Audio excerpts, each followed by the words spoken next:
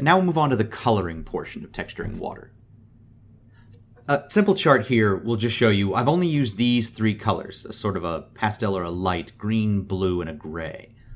You can see in the first 6 here that there's very little change. It's almost impossible to see the difference, except in the shadows, maybe on the green one, and a little bit brighter reflectivity on the gray one.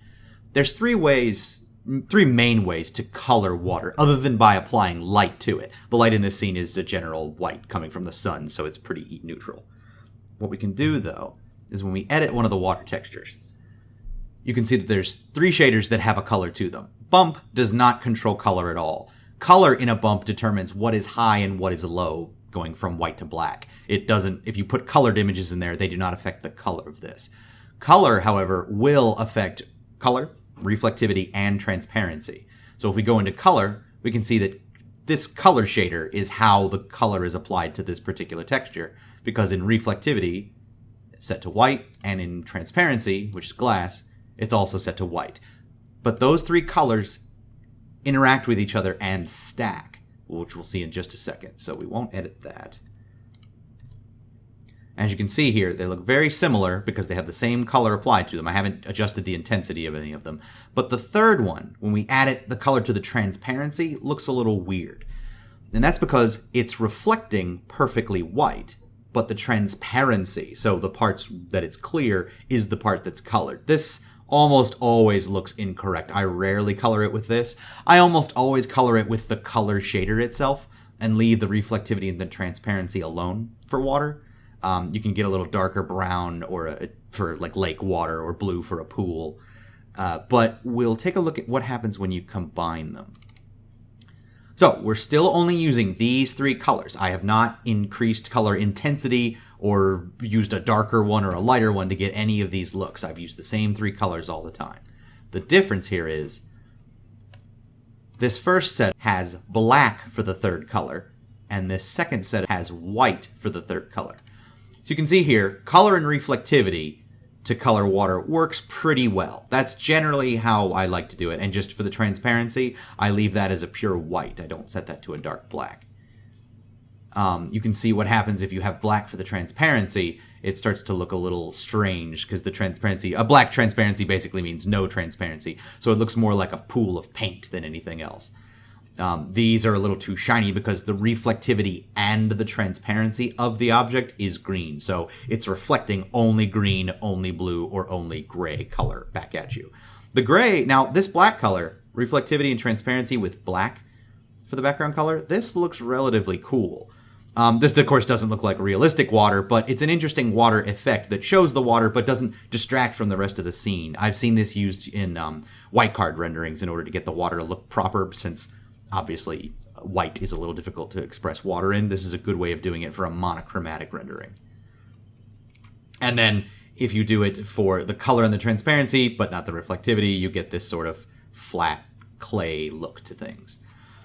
And then to give you an idea what I'm talking about using black for one of them. So here's water, green reflectivity and transparency.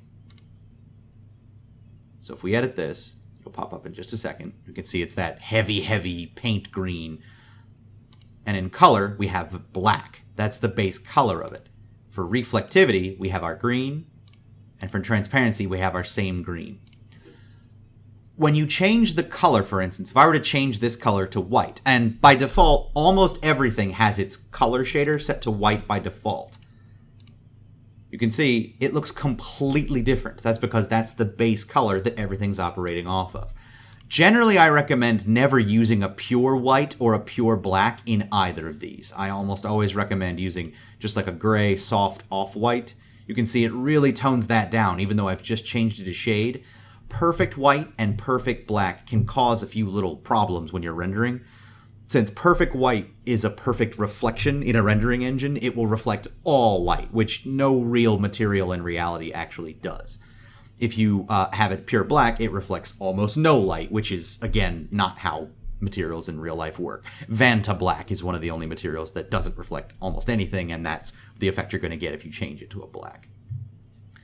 And there's also to keep into consideration. So the only thing that was changed among these 6 was which of the three shaders has the color and which of them has a black or a white. So these three all had white, or these 9 all had white, and these 9 all had black.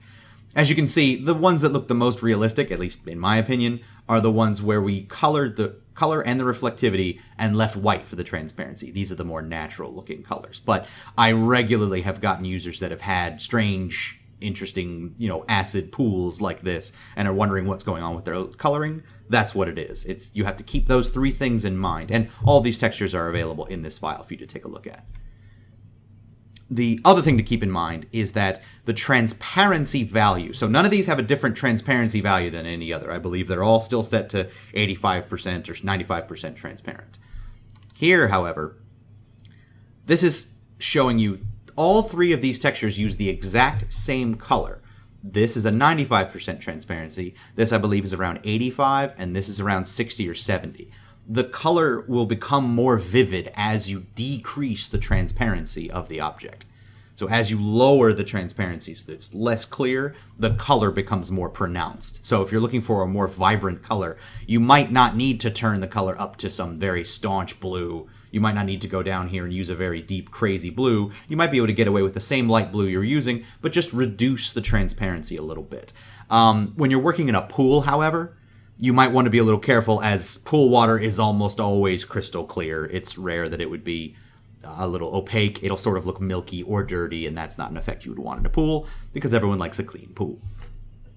Moving on next, we will cover the surfaces that we apply these textures to.